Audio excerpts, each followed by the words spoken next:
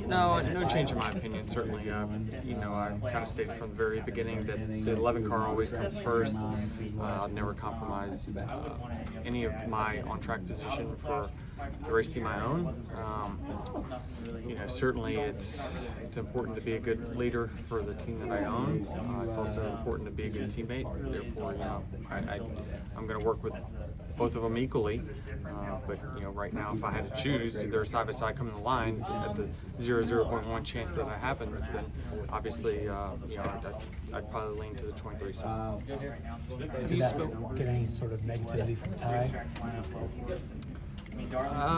I haven't spoke to Ty, but I don't typically during the week. But I mean, it's just a unique situation that hasn't been an issue until now. Last week you talked about your contract. Christopher Bill said earlier he doesn't see any way possible that you're not in the car next year with as a teammate to him, and he enjoys and likes your leadership over there. What does that say to you, and can you address any changes that have happened in the past 7 days? Nothing's changed in the last 7 days. I appreciate Christopher saying that. I definitely like being his teammate as well. He's certainly came into his own. He's a guy that's going to fought for a championship last year and will for the next 15 years. So I've said from the beginning I like where I'm at. I like all the relationships that we've formed over the last 18 years, and hopefully those remain the same. There's been some rumors around the sport, mostly unconfirmed, about potentially charters coming for sale next season. Obviously, you built the 2311 shop to accommodate up to a 4-car team. If something comes up for sale in the off-season, is 2311 interested? We're always looking forward, looking at options. Is it at the forefront of our attention right now? No, it's not. That's an honest answer on that. But we're always open to different opportunities and different possibilities. It's just we're getting down to crunch time here in the playoffs, so it's not. It can't take up much of my time right now. So tomorrow, Kurt's got a press conference. I'm sure you know what it's about, but without telling us that, can you talk about him and his journey at this point? Well, he's a great racer. One of the great talents of our sport, and he's accomplished a ton, and we were proud to have him joining the 2311 family a couple of years ago, and still continuing to be that now. So I certainly love Kurt and love his leadership. What's going to be the difference between showing up in the championship four and hoisting the cup at the end of the race? Circumstances, qualifying, preparation, speed, all those things are going to play a factor in whether you win it or not. It's a lot different. I'm kind of looking at the golf playoff now on TV, and it's they have a distinct advantage through the entire weekend through what they've earned in the regular season. I was trying to explain that all gets erased with one caution. You can't put us half a track ahead. It's just not the way it works, right? And then because that deficit gets erased instantly. So it's just a unique sport that sometimes you can put out your best effort, and the things out of your control that your competition does plays a factor in your result, which is just a unique part of our sport that we've got. So I just want a chance if we get to Phoenix. I want that opportunity to perform at a high level, and I feel like I'm more prepared now than I was last year and the year before that. So really, just feel like our team's clicking really, really good right now.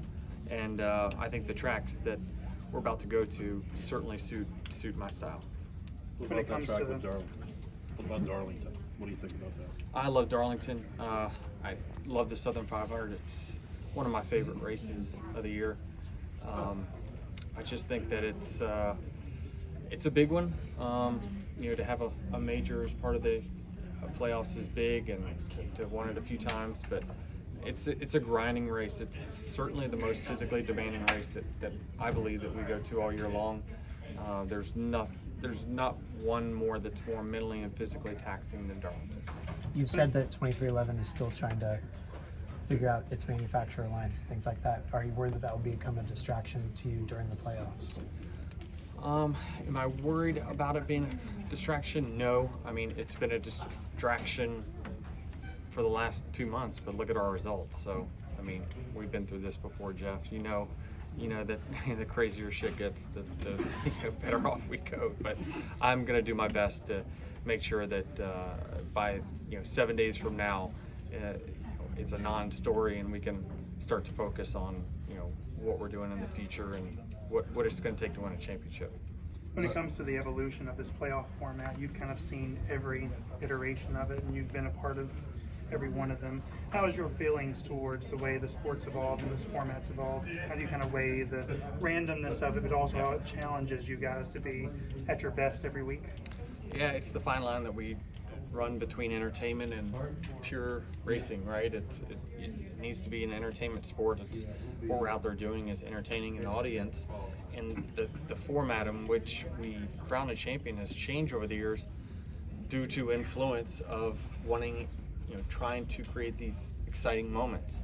I think we've had them. I think that there's sometimes things just come naturally that are very exciting, but certainly that the format that it is creates, very important cutoff races. It has a very important final race that crowns a champion with 4 guys that, are all technically level when they get there.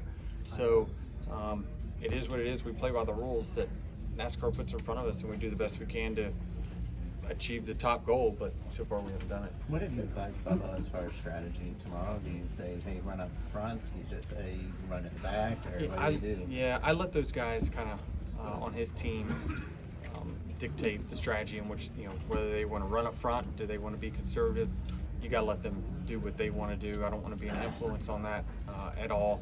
Certainly track position is more important than ever on super speedways, but the position in which the wrecks start has moved now so far to the front that there is no safe place. So as long as Bubba trusts his instinct, he's going to be fine. As someone who recently went through buying a charter, starting a team, charters for $5 million, then 10 or 12, then 15. Kozlowski said charters up to 30 million, even more right now. He valued the 22 charter at somewhere in like 40 plus million. Are you surprised by that? Is this charter, does it work to build a value to the teams, or and how can people afford to get in? Yeah, I mean, it's the charter system is important. This is why the teams and the RTA have fought so diligently to say how important the charter system is because before, if you lost a sponsor, you go out of business and your team's worth nothing. Now it seems like if you are in trouble or you're in distress, there's at least a lifeline out there for you to cash in on the investment that you put in. So I think it's a good thing, and it's why it's important that the system stays in place for eternity. Are you surprised they're that high? No, it's all supply and demand. Really, it's just supply and demand, right? And if you still think about it from a sports perspective, it's the easiest way to get into a sports franchise in any sport. So it's still the most economical way, no matter where the price goes. There's been conversation about legacy motor clubs move from Toyota to Chevrolet and how that possibly might relate to their hierarchy within a given OEM. How do you feel about 2311 status within the Toyota camp? I feel happy about it. I feel happy about the relationship we have with Joe Gibbs Racing. I think it makes it very seamless for me actually to have less conflict because I do drive for one, and our team has an alliance with that team, so we can openly transfer information without secretism or anything like that. So I like the product that JGR continues to put out there, and the knowledge that what my team takes from that and builds fast cars. I mean, again, the 2311 cars are the fastest when we unload here. So it's they find a way to take what we learn from JGR and make it better.